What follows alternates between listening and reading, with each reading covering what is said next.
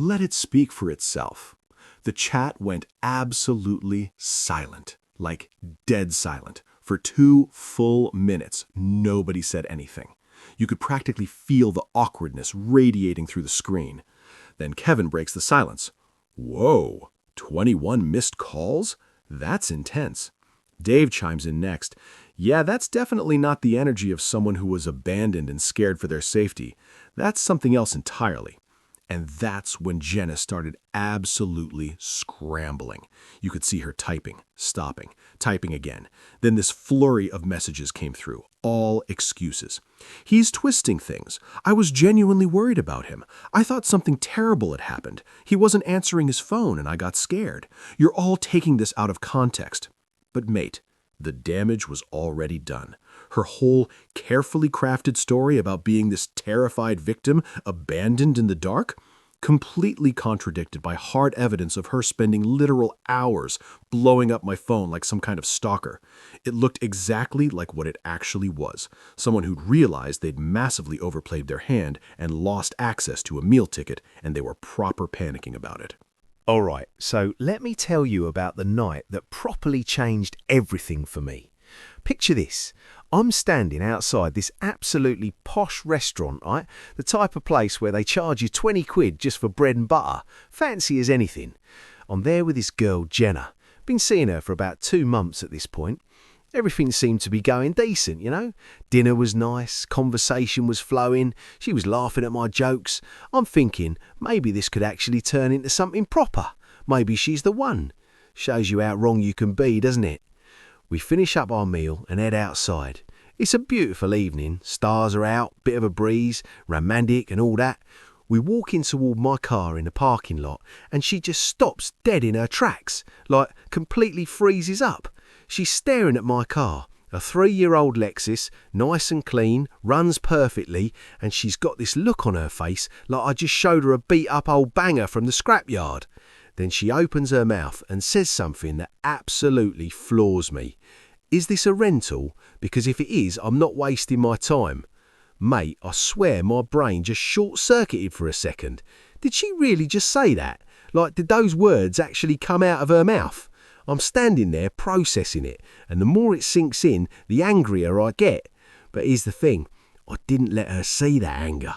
This is my car, my 3-year-old Lexus that I worked hard for, that's completely paid off. No monthly payments, no finance deals, no rental agreement. It's mine. Clean, reliable, comfortable. Everything you'd want in a motor, really. But that wasn't even the point that wound me up the most, yeah? The point was what that question revealed about her. She wasn't looking at me as a person, she was looking at me like I was some kind of investment opportunity, like I was a walking ATM machine that she needed to evaluate before deciding if I was worth her precious time. The sheer audacity of it, the coldness, the pure transactional way she saw everything, saw me. It just clicked into place right there in that moment. Now, I could have gone absolutely mental at her, right? Could have given her a proper earful about being shallow and materialistic and all the rest of it. Could have told her exactly what I thought about people who judge others based on what car they drive. Would have been justified too. But you know what I did instead? I looked her straight in the eyes, gave her the calmest smile you've ever seen, and said one word, goodbye. Then I got in my car, started the engine, and drove off. Left her standing there on that curb looking absolutely gobsmacked. No argument, no shouting match, no drama. Just pure silence and the sound of my engine starting up. The satisfaction of that moment, bruv. The absolute satisfaction of not giving her the reaction she probably expected. It felt brilliant. But this story was just getting started. Because what happened the next morning was absolutely mental. So I wake up the next morning feeling pretty decent about myself, yeah? Slept like a baby, made myself a proper coffee, sat down to check my phone before work, just having a normal Monday morning. That's when I see it. My phone screen is absolutely lit up with notifications. I'm talking mental amounts. 21 missed calls. 21. All from the same number, all from Jenna. They started around midnight and just kept coming. 12:08 a.m., 12:47 a.m., 1:23 a.m., all through the night, getting more and more frequent. The last one was at 7:45 in the morning. This girl had spent basically the entire night ringing my phone non-stop. But wait, it gets better. The texts, mate. Oh my days, the texts. The first few came in all high and mighty, proper arrogant stuff. What's your problem? Why are you being so immature? You're acting like a child. All that nonsense, trying to make me feel bad about leaving her on the curb after she insulted me. Then as the hours went by, you could see the tone shifting. It went from arrogant to confused. Are you okay? Did something happen? Why aren't you answering? I'm getting worried, like she suddenly cared about my well-being or something. And by the early morning hours, pure panic mode, bruv. Complete meltdown. I'm so sorry. Please can we talk? I didn't mean it like that. Please give me another chance. Please, please, please just respond. Just absolutely desperate begging messages one after another. I sat there reading every single one while sipping my coffee. And you know what I felt? Nothing much, really. Not anger, not satisfaction, not even smugness. Just this tired feeling of finally seeing someone for who they truly are and not being impressed at all. It was like watching someone's mask slip off completely. All that cool, judgmental confidence from the night before, gone, replaced by desperation and panic. She'd realised she'd messed up and she was scrambling to fix it. But here's what really got me thinking. Why was she so desperate? Like, if she actually cared about me as a person, she would have never made that comment about a car in the first place, right? So what was this really about? It was about what I could provide, what I represented. She'd sized me up as someone worth her time, someone who could give her the lifestyle she wanted, and then she thought she'd blown it over a stupid comment. That's what the panic was about, not losing me, but losing what I could do for her. The more I thought about it, the clearer it became. And you know what? It made my decision to drive away feel even better. I dodged a proper bullet there. I deleted every single call from my log, deleted every text without responding, not one word back. Then I finished my coffee and got ready for work like it was any other day. I thought that would be the end of it. I really did. But I had one card left to play that Jenna had absolutely no idea about. Because what she didn't know was that I actually owned something she valued very much. Right, so here's where things get properly interesting. Time to drop the biggest plot twist in this whole saga. Remember Jenna's apartment? The one she'd been living in for the past couple months? The nice little place in a decent area that she was always going on about how much she loved it? Yeah, my family owns that building. Surprise! Now, before you think we're some massive property tycoons or whatever, it's not like that. It's just a small 6-unit building that my granddad bought back in the day. Proper old-school investment, that was. He was a clever bloke, my granddad, knew the value of bricks and mortar. We don't manage it ourselves anymore, that'd be a proper headache, wouldn't it? We've got this absolute legend called Mr. Henderson who handles all that. He's an ex-copper, must be about 70 now, knew my granddad personally, doesn't take any nonsense from anyone. Proper old-school gentleman, but hard as nails when he needs to be. Now here's the thing that makes this whole situation absolutely brilliant. When Jenna was looking for a flat, I helped her out, like properly went out of my way for her. This was early days when I actually thought she was a decent person, before all the red flags started waving in my face. I rang up Mr. Henderson and asked him to give her the friends and family rate on the rent, special discount because she was with me. He knocked 400 quid off her monthly rent. That's not a small amount, is it? That's proper money. It was just a verbal agreement, nothing official written into her standard 1-year lease, just a gentleman's handshake kind of thing. Mr. Henderson did it as a personal favour to me, not because Jenna deserved it or earned it, just because I asked. So there I am, morning after the disaster date, reading through all her pathetic, desperate texts and missed calls, and it suddenly hits me like a ton of bricks. Why am I still doing this girl favours? Why is she still getting my family discount when she just tried to mug me off over what car I drive? That needed sorting immediately. I found the email Mr. Henderson had sent me when Jenna first moved in. He'd attached a scanned copy of her signed lease and everything. Proper organised, that man. I spent about 10 minutes reading through all the standard legal stuff, boring as anything but necessary.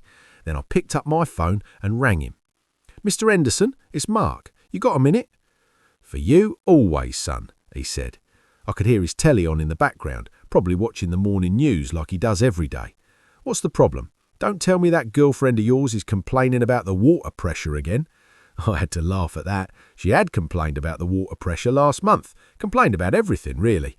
"Actually, mate, it's about her. We're not together anymore. I need you to bring her rent up to full market rate, earliest possible date according to the lease." There was this pause, a long one, and what Mr. Henderson said next was absolutely perfect. The pause stretched out for a few seconds. Then Mr. Henderson's voice came back, softer than before. "Everything all right, kid? See, this man's known me since I was in nappies. Proper family friend. He could tell from my tone that something had gone down, even if I was trying to play it cool." "Everything's fine," I said, keeping my voice steady. "Just cleaning up a loose end, you know? The discount was a personal favor because we were together. Now we're not, so it's done. Simple as that." "Right," he said, and I could hear him shifting gears mentally. All business now. "Okay, so the lease says I need to give her 30 days written notice for any rent adjustments. I'll type up the notice today. Should only take me 20 minutes. I'll cite Section 4B of the rental agreement. That's the bit about rent and other charges. Allows for adjustments to non-fixed concessions with proper notification." He paused, and I could hear him moving papers around. "It's standard boilerplate stuff, but it's absolutely rock solid legally. Can't be challenged. I'll date it today, that's September 9th, and I'll post it on her door this afternoon when I do my rounds. Her rent goes up starting November 1st. That work for you?"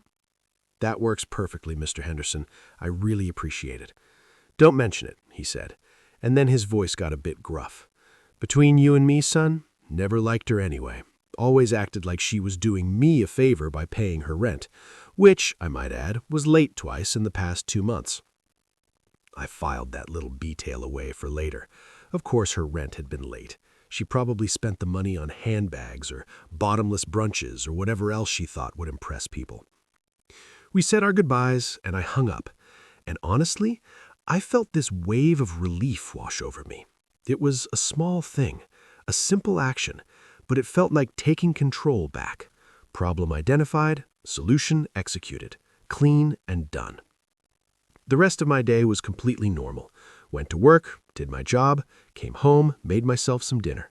Just a regular Monday. I was feeling pretty zen about the whole situation, thinking maybe that was the end of it. Then around 7 p.m., my phone buzzes. Text from Jenna. "You've got to be kidding me. A rent increase? Seriously?" I just stared at it for a second. Didn't reply. Wasn't worth my energy or time. Less than a minute later, another one pops up. "This is because of last night, isn't it? You're doing this to punish me. This is absolutely insane." Then another one, few seconds after that. "My landlord said the building owners authorized it. That's you. You're a vindictive child." I'm sitting there on my sofa, watching some film I'd been meaning to catch up on, and I'm just completely unbothered. Phone buzzes again. This time it's a call, her name flashing on the screen. I let it go straight to voicemail. Wasn't even tempted to answer. And the voicemail she left was absolutely unhinged. So this voicemail she left was a full minute of pure, unfiltered rage. Her voice was all high-pitched and screechy, properly losing it, calling me petty, cruel, manipulative, vindictive. She went through basically every insult in the book. The best bit? She was going on about how she couldn't afford an extra 400 quid a month and that I was deliberately trying to make her homeless. Proper dramatic, like she was auditioning for some reality TV show or something. Acting like I'd personally attacked her when all I'd done was stop giving her a massive discount she never deserved in the first place. I listened to it once, deleted it immediately, and went back to my film. The silence in my flat after that felt absolutely mint, not gonna lie. Peaceful. But this was just the beginning of the chaos, yeah? The real drama was about to kick off with our mutual friends. See, this guy Dave had introduced us way back when. We were all part of this bigger social group. You know the type. Trivia nights on Tuesdays, weekend barbecues, the occasional pub crawl, typical mid-20s friend circle where everyone kinda knows everyone. Thursday rolls around, 2 days after the date from hell, and my phone buzzes with a text from Dave. "Hey man, what the hell happened with Jenna? She's absolutely blowing up the group chat saying you went psycho on her." I actually sighed out loud. Knew this was coming from a mile away. Of course she'd try to control the narrative and make herself look like the victim. I texted back, keeping it simple. "I didn't go psycho, mate. I ended a date with her. That's literally it. Ask her why." Dave's next message made my blood boil a bit. "She's saying you abandoned her in a dangerous neighborhood at night and that you've been harassing her landlord to get revenge." The lies, the absolute brass neck on this girl. I typed back quickly. "Dave, Mr. Henderson is 70 years old and used to change my nappies when I was a baby. He's basically family. And I didn't abandon her anywhere. I left her standing on the curb of a 5-star restaurant in literally the safest, poshest part of the entire city after she insulted me to my face. There's a difference." "What did she say to you?" he asked. So I typed it out, word for word, exactly as she'd said it. She asked me if my car was a rental because if it was, she wasn't going to waste her time on me. Dave's reply took a good few minutes. I could imagine him reading it, rereading it, trying to figure out how to respond. Finally, "Oh, wow. Okay, that's really bad. That's messed up, man." Meanwhile, according to what I was hearing, Jenna was in the main group chat, the one I wasn't even part of anymore, absolutely going to town, playing the victim to absolute perfection, telling everyone I had anger issues, that I was unstable and dangerous, that I'd maliciously gotten her rent jacked up purely out of spite. She was painting this picture of herself as an innocent woman being terrorized by her psycho ex-boyfriend. But I had the perfect receipt to completely destroy her story. So Jenna's in this group chat spinning her web of lies, yeah? And people are actually starting to believe her. That's what wound me up the most, not the lies themselves, but the fact that people were falling for them. My mate Sarah sends me screenshots of what Jenna's been writing. Massive long paragraphs about how I'm unstable, how I have a temper, how I'm trying to ruin her life because she had the audacity to break up with me. Complete fiction, every word of it. Sarah texts me separately. "Mark, you seriously need to defend yourself here. People are starting to believe her version of events. This is getting out of hand." I sat there for a good minute just thinking about it. I could jump into the group chat and argue my side, right? But that's just my word against hers.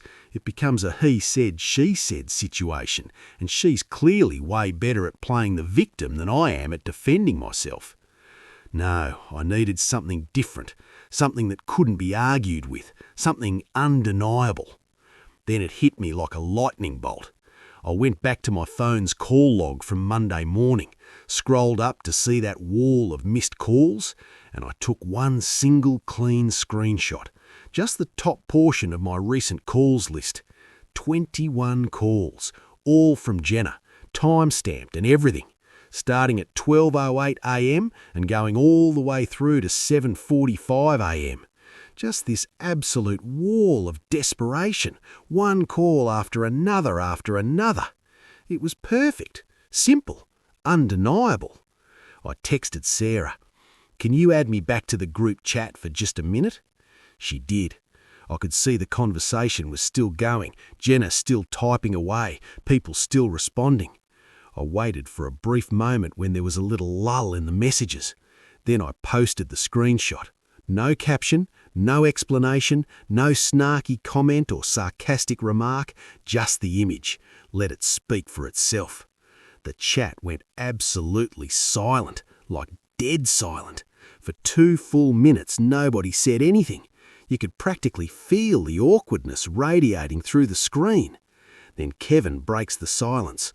"Whoa, 21 missed calls. That's intense." Dave chimed in next. "Yeah, that's definitely not the energy of someone who was abandoned and scared for their safety. That's something else entirely." And that's when Jenna started absolutely scrambling. You could see her typing, stopping, typing again. Then this flurry of messages came through, all excuses. He's twisting things. I was genuinely worried about him. I thought something terrible had happened. He wasn't answering his phone and I got scared. You're all taking this out of context. But mate, the damage was already done. Her whole carefully crafted story about being this terrified victim abandoned in the dark, completely contradicted by hard evidence of her spending literal hours blowing up my phone like some kind of stalker. It looked exactly like what it actually was. Someone who'd realised they'd massively overplayed their hand and lost access to a meal ticket, and they were proper panicking about it. I could see the 3 little dots showing she was typing yet another long message, probably cooking up more lies. So I did something that shut her down completely. Before Jenna could send whatever massive paragraph of lies she was typing, I sent one single sentence to the group chat. I'm not going to argue. You all can believe whatever you want. Then I messaged Sarah privately. Can you remove me from the chat again? Cheers. She did it immediately. Job done. Mic drop moment. My phone went quiet for a bit. Then private messages started trickling in. Dave sent, "Sorry, man, I should have known better. She's always been weird about money and status. I just didn't want to see it." Kevin messaged, "You handled that absolutely perfectly, mate. Seriously. Let me know if you need anything." A couple others reached out too, basically apologizing for even entertaining her nonsense. Her entire social narrative had crumbled with one piece of undeniable evidence. I thought the worst was over after that.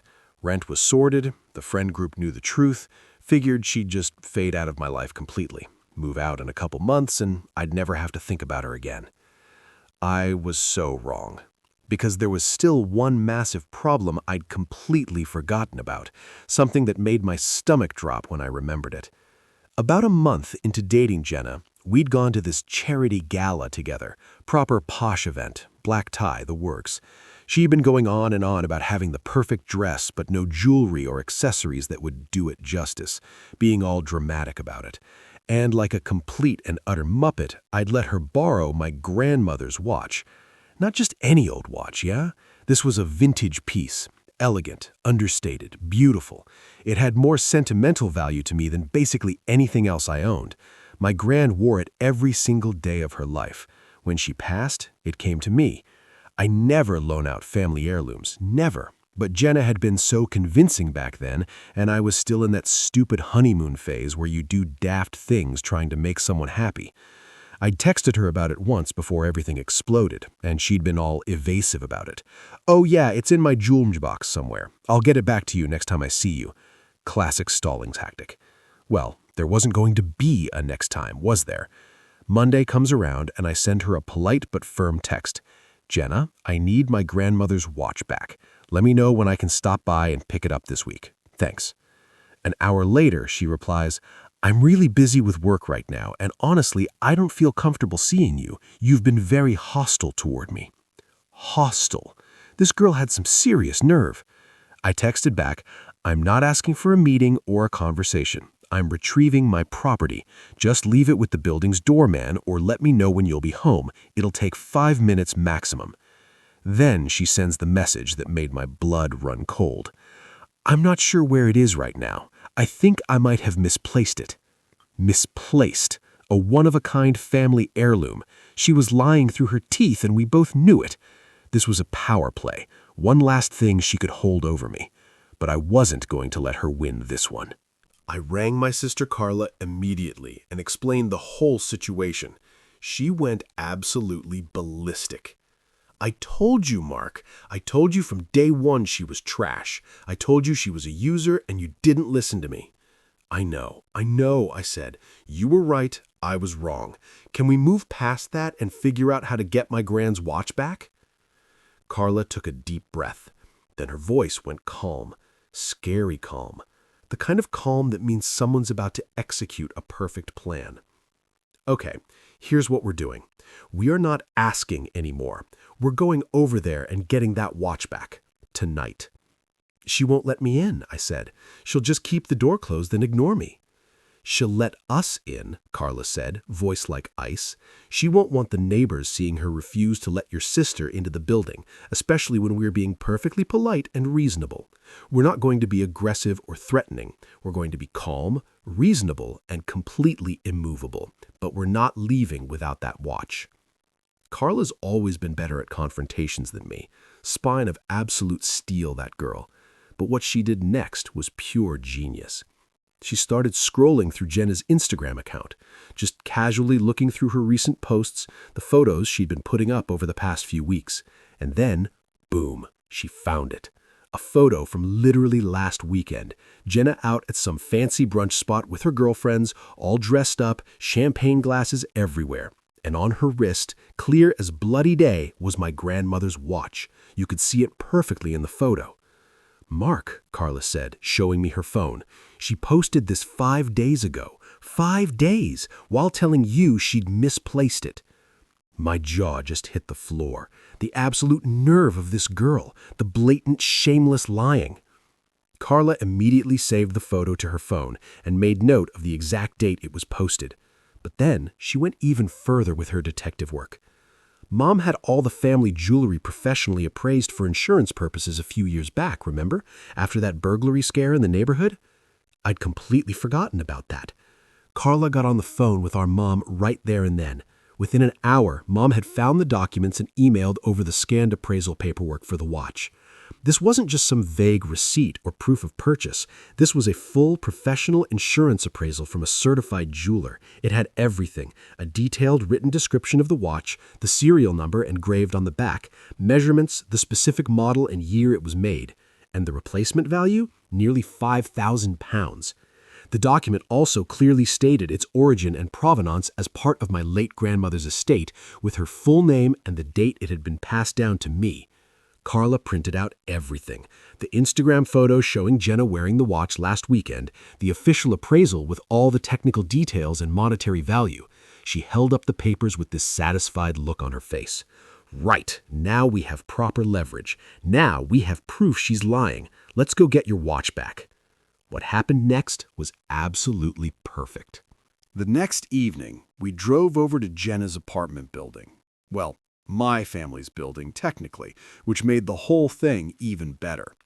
We got to the lobby, and I buzzed her unit from the intercom. There was a pause, then her voice crackled through the speaker, already sounding annoyed. "Who is it?" "It's Mark and my sister Carla," I said, keeping my voice completely calm and level. "We're here for the watch. We're not leaving until we get it back." Long silence. You could practically hear her brain working overtime trying to figure out what to do. "I already told you I don't know where it is," she finally said. Then Carla leaned in toward the intercom. Her voice was sharp and crystal clear. No nonsense whatsoever. "Buzz us in, Jenna, right now, or we can have this entire conversation in the lobby where all your neighbors can hear it. I'm sure Mr. Henderson wouldn't mind coming down to listen in either." The mention of Mr. Henderson, the property manager who already knew exactly what kind of person she was, did the trick immediately. The door lock buzzed, and we went straight up. We got to her floor and walked down the hallway to her unit. She opened the door just a tiny crack, wearing joggers and an oversized hoodie, with the sourest, most hostile expression I'd ever seen on anyone's face. "What do you want?" she said, trying to sound tough. "The watch, Jenna," I said calmly. "My grandmother's watch. We want it back now."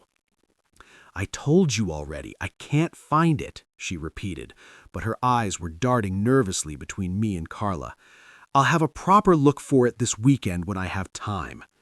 Carla didn't say a single word in response. She just held up her phone, screen facing outward, displaying that Instagram photo of Jenna at brunch wearing the watch clear as day, 5 days ago. Jenna's face went absolutely pale, like all the color just drained out of it in 1 second. You could see the exact moment she realized she was completely caught in her lie. That doesn't prove anything," she stammered, but there was zero confidence in her voice. It sounded hollow and desperate. Then Carla held up the printed insurance appraisal document. She pointed directly at the line describing the watch and its value. This proves it's a family heirloom with significant documented monetary value of nearly £5,000.